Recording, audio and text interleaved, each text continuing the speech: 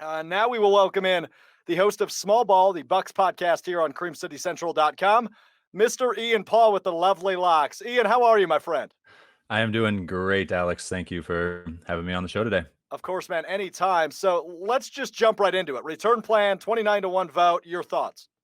Well, it's interesting. You read that tweet about the Blazers. Whenever I see one team going against everybody else in the NBA, I automatically assume it's the Knicks. Um, I did too. I had so the I was same like, it's got reaction. to be the Knicks, right? So that was interesting to see from Portland there. But from the Bucks' perspective, to be honest, I think there's a lot to like here. I think this is maybe the best case scenario for them as they prepare, given everything that's going on for this end of the season and into the playoffs.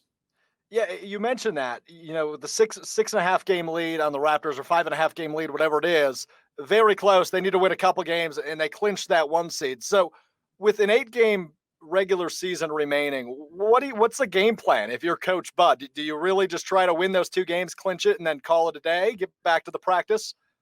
Well, I think most teams, and I think Coach Bud will be there as well, treating this like the start of a season, right? They're going to Right. be going into training camp. They're going to be doing everything they would just as if this was the start to a regular season. So I went back and I looked at the Bucks' first 8 or 9 games of this season to see, how did they start the year? And they went 6-3 to start. They start off 2-2, kind of a feeling out period there for them. But after those 9 games, do you recall what the Bucks did on that next stretch? Oh boy, how many in a row they win? 18 in a row. 18 in a row. So seeing what Coach Bud was able to do to get ready for this season, if he can replicate that as the Bucks get ready here, I think as a Bucks fan that you got to love that.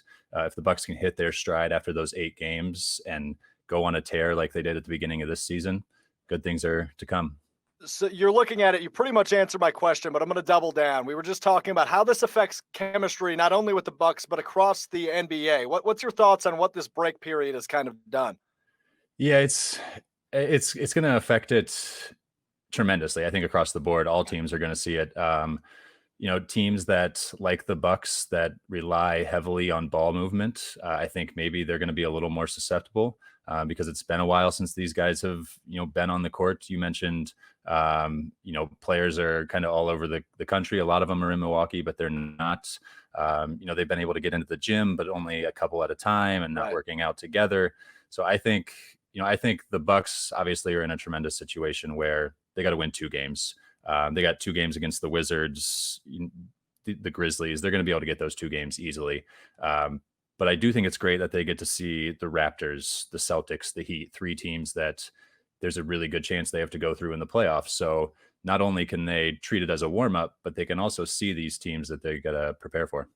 Joined by Ian Paul, who is the host of Small Ball here on Cream City Central. You can find him on Twitter at Ian Paul Bucks. Ian, looking across the Eastern Conference, the Raptors just behind the Bucks, obviously a Canadian team, so their players especially all over the place. Do you still see them as the biggest threat to the Bucks' success? Them along with the Heat, Okay. honestly, are the 2 teams that I think the Bucks should be the most wary of. The Raptors, obviously, they proved last year they are an incredibly well coached team. Nick Nurse has proven time and time again that he can adapt his game plan and figure out a game plan to stop Giannis and the Bucks. Obviously, they don't have Kawhi Leonard, but seeing what guys like Pascal Siakam have done this year to step up in his absence, you gotta watch out for the Raptors. And then looking at the Heat, to me, they're a team that I think can match the Bucks on the hunger level. I Yep. think that's going to be a big factor here when teams don't have the fans there to kind of feed off of. You think of guys like Russell Westbrook, who is so much better when the crowd is Yeah. in his face, either positively or negatively. I think guys who can dig deep inside themselves are going to be the ones that come out on top here.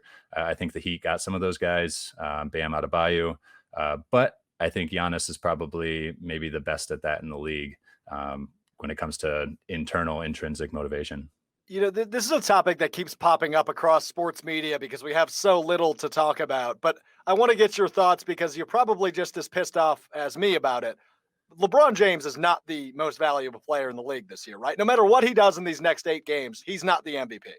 Yeah, it's ridiculous. It's because he's in Los Angeles. It's because he's 38 years old or whatever. I get it. He's having a tremendous season. And he is, right.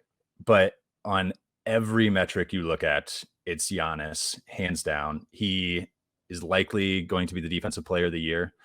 When you look at his defensive metrics, when he's on the court, guys are shooting like 51% at the rim, which is insane. Insane.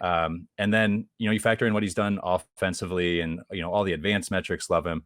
It's got to be Giannis. I think at the end of the day, it will be Giannis. Obviously, the media wants to create some stuff that we need to talk about. But at the end of the day, it's got to be Giannis for his second in a row. Good. I'm glad you're not insane like guys like Colin Coward who are just unbelievable. I know they like to rev people up, and they succeeded with me, but geez, I mean, how do you even look anywhere else but Giannis? So, Ian, back to the Eastern Conference. I look at this 8 and 9 seed thing, and it's very compelling and interesting to me. I don't think it's going to work out in the East. I don't think the Wizards will quite get there.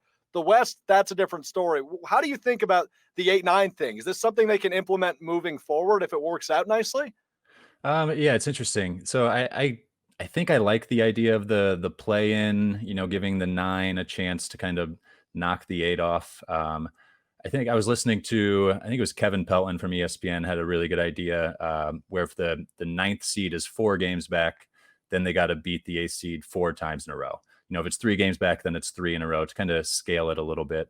But honestly, like you said, I'm not too worried about the Wizards. I don't think they'll knock off either the Magic or the Nets. To me, the 8-9, the Magic and the Nets are half a game separated right now. And then you got the whole thing with the Nets of this Kyrie, Durant, they're injured. They could come back, but Right. probably not. So there's that whole dynamic. I'm not too afraid of Kyrie Irving based on what the Bucks did to him in the Celtics in the playoffs previously.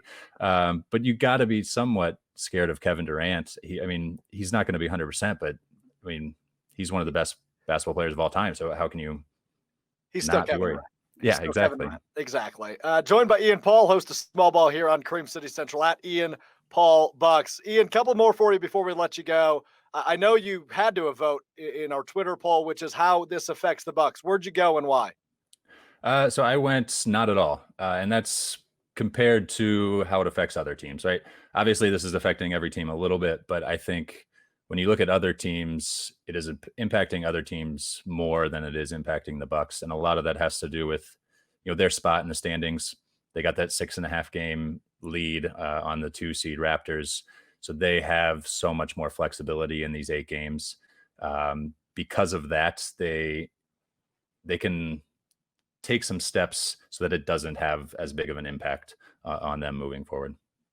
And the draft set for October 15th now, which is smack dab in the middle of football season, right at the end of the NBA season. Do you have your 2 TVs set up? Because this is going to be awesome. So this fall is going to be, and this had to happen, right? All sports went away, and we've all been, craving sports, and they're all going to come back at the same time. And there's going to be so much sports to watch all at once. And it's going to be amazing. And you talk about the draft, but I keep thinking about how this is going to impact free agency. And obviously, Giannis, was set to be able to sign a supermax next month. Obviously, that's being pushed back. You look at the salary cap, the implications of this on the salary cap, that's going to affect what he can earn potentially in the future. So I look at this and I can't help but, think about what does this do to Giannis as he gets prepared to make a really big decision this offseason.